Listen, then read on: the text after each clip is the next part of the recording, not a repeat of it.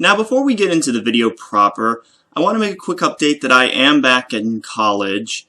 Although the reason that I'm not in my dorm right now is because it's Labor Day weekend, which means I'm home for the weekend. So, go figure. Anyways, on to the review. Now today's review is on Pickle and Peanut, a show that I've been requested to do and was told that it's a complete piece of shit by, well, most of the people that have requested this. But is Disney XD's latest show really that bad? Or is it just misunderstood? Well, like always, we'll start with the characters. These are probably the simplest main characters from any show that I've reviewed. Pickle and Peanut's personalities are kind of akin to SpongeBob and Patrick, where the smaller of the two is the fairly smarter one, and the bigger one is portrayed as dumb, crossed with a bit of Mordecai and Rigby in the slacker aspect. And that's all I got. Yeah, not much here. I mean, I go into more detail, but really, if you know SpongeBob, Patrick, Mordecai, and Rigby, then you know these two. So, character designs then. Okay, this is perhaps the best aspect of this show, and that is these designs. This show is a visual tour de force, always something to catch your eye. Pickle and Peanut themselves may be a little on the ugly side, but there's something about their character designs that just keep me glued to the screen. It's hard to put in words.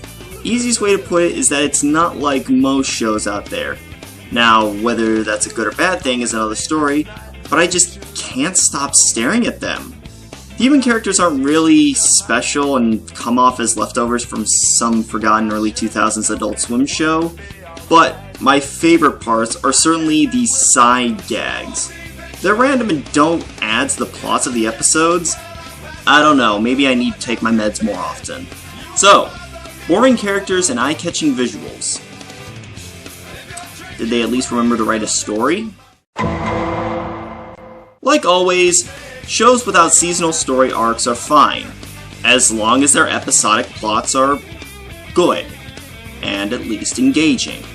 That said, I just couldn't get engaged in the stories. Now, maybe it's because of my ADHD that just keeps me glued to the visuals, or maybe it's just that there's nothing to the plots. How do I put this? The plots feel like watered-down regular show plots.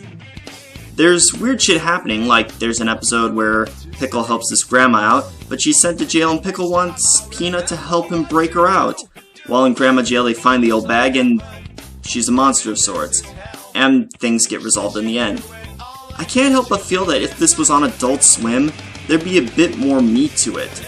Though, from what I've gathered, this show was never pitched to any of Warner's affiliates. Well, final thoughts?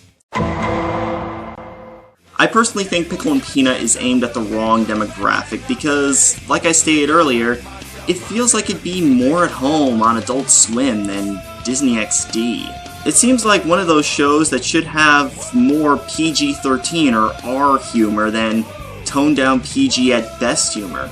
It feels like a stoner comedy that was forced to be for younger audiences. Now, one could argue that regular show is like that, but regular show gets it. They have the humor to back that up. Pickle and Peanut, no. Aside from that, this is definitely one of those shows that you watch for the visuals and nothing else, and my god, these are some gorgeous, disgusting visuals. And if these visuals got you reeled in, then I'd say go check out works done by the guys behind the show. It's frickin' visual pornography. But even that aside, nothing else about this show makes me think it'll have more than 2 seasons. So, all in all, this show is what Bayformers is for me. Watch it for the visuals, and nothing else. So, I hope you enjoyed. Sorry that it took long to get this out, but hey, life's uncontrollable most of the time.